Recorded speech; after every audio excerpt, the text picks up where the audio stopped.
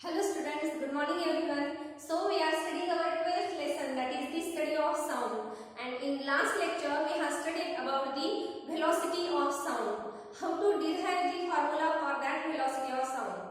So you must remember the first formula V is equal to lambda upon T. Okay. So that lambda is nothing but the wavelength and T, that is the periodic time of that sound wave. So this is the first formula that we have studied. And the second formula V is equal to mu lambda. So these two equations are for the velocity of sound waves. Okay. And in this equation we have studied if we change the frequency, wavelength gets changed, but the velocity of sound in that particular medium remains constant. Okay. But for that the physical condition should remain the same of that particular medium. Okay. After that we have studied what are the effects of that physical condition. It means what is the effect of temperature, then density as well as molecular weight on that velocity of sound. Okay. So we have covered all these topics in the previous lecture, and now in today's video we have to study the next topic, that is the audible,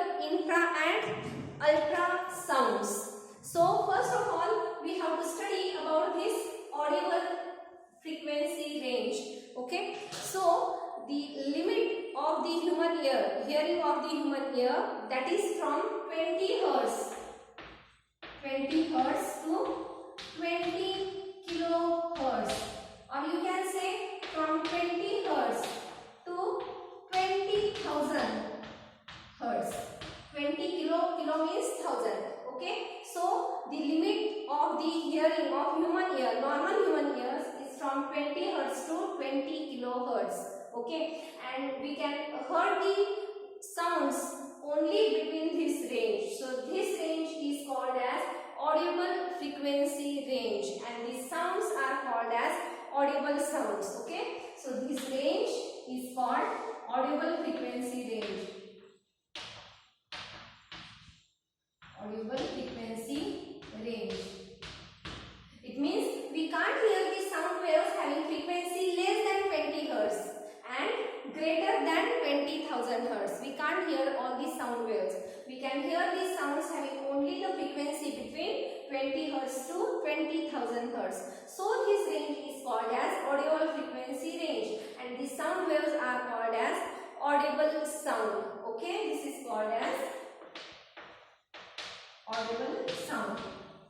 Now what do you mean by the infrasounds and ultrasound? So the sounds having frequency less than or smaller than that 20 hertz, this is the lower limit of this range, and this is the higher limit. So the sound waves having frequency smaller than this 20 hertz, these are called as infrasounds. Okay, these sound waves are called as infrasounds.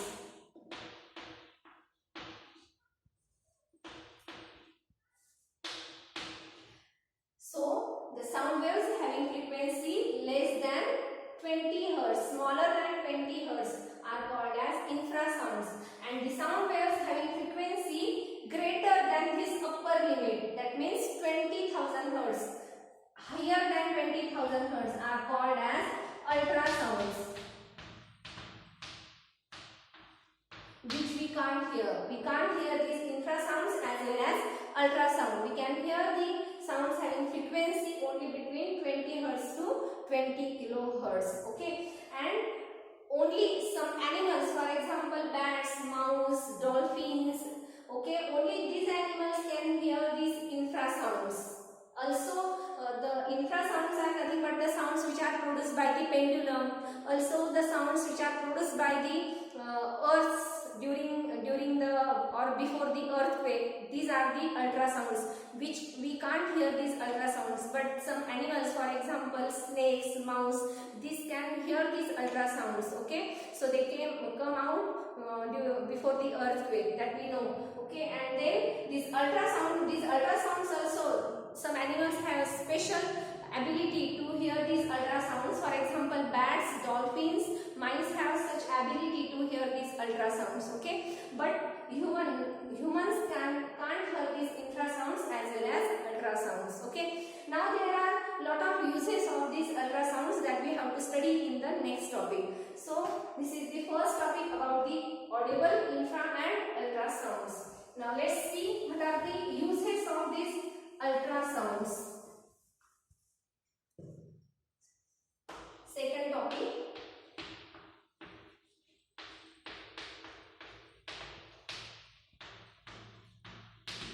So there are a lot of uses of these ultrasounds. So the first use is that we can use these ultrasounds for the communication between the seas between the ships at the sea. Okay, it is used for the communication purposes between the ships at the sea. So this is the first use. Now the second use is that we can join the plastic surfaces together by using these ultrasounds. In order to join the plastic surfaces together by using these ultrasounds. Then the next application or the third use of these ultrasounds is that the ultrasounds are used to take the photographs of the internal organs of a human body.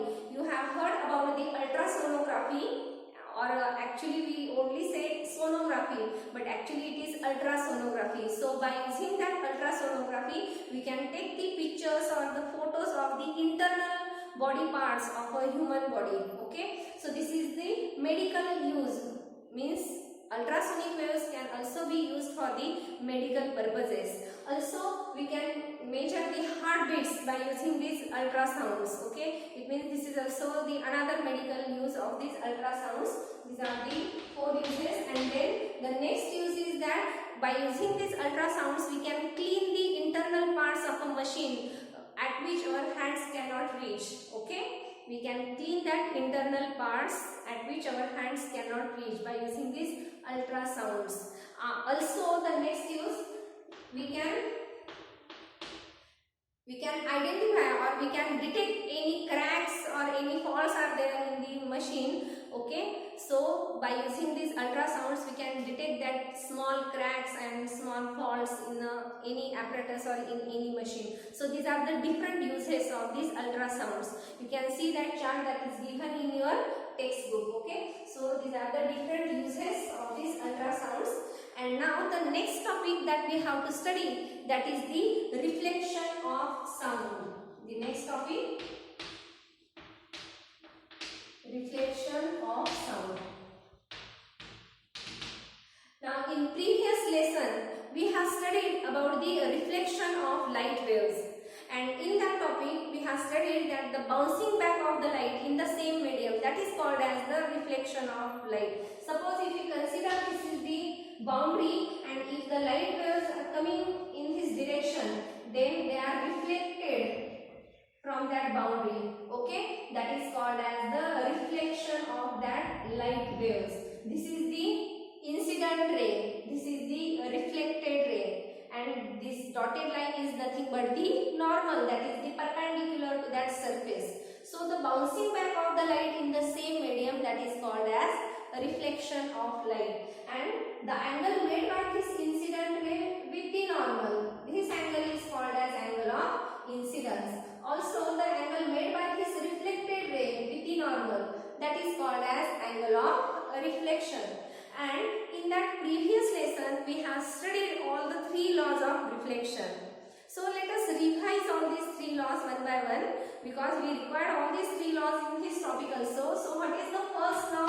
What is the first law of reflection? That is, the angle of incidence and angle of reflections are equal. Okay, angle of incidence and angle of reflections are equal. This is the first law of reflection related to light waves. Then the second law is that the incident ray and reflected ray are on opposite sides of the normal, and that is correct. You can see in this diagram, this is the incident ray, this is normal and reflected ray. So incident ray and reflected ray are on opposite sides of the normal. And the third law is that the incident ray, normal and this reflected ray are lies in the same plane. Okay, all these three are lies in the same plane. So these are the three laws of reflection of light. And now we have to study whether all the laws are applicable for the reflection of sound also or not. Okay, we have to study all this in this same topic, that is the reflection of sound. And we have to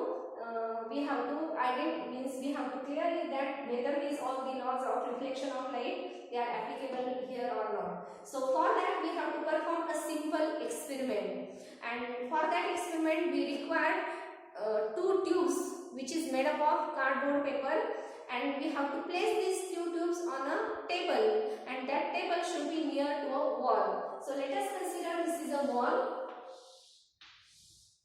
and we placed a table near to this wall and we kept these two tubes on that table. So consider this is the first tube. Okay, so this is the first tube.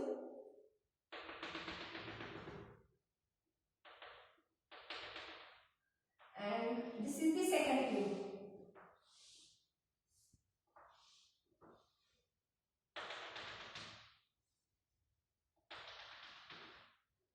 So what happened?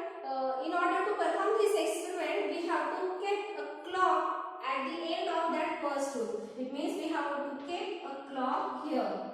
So let us see. This is the clock we kept at the end of that first tube. Okay, and then when the ticking of that clock, it means the sound waves are passing through this first tube and it is incident on the wall and gets reflected from the wall, isn't it?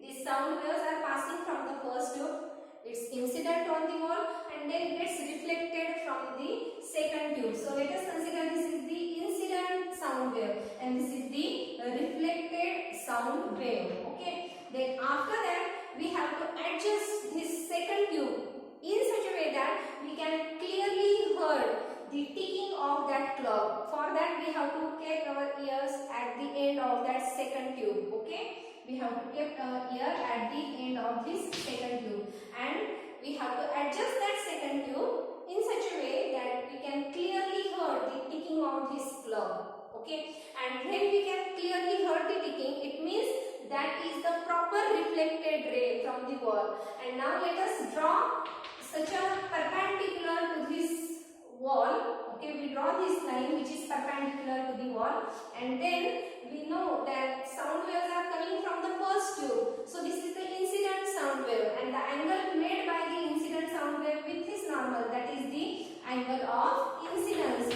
and we denote it as theta1. We take it as theta1. Then the reflected sound wave, it is passing through that second tube which we can hear at the end of the second tube. So the angle between this reflected sound wave and the normal, this is the angle of reflection and we denote it as theta2.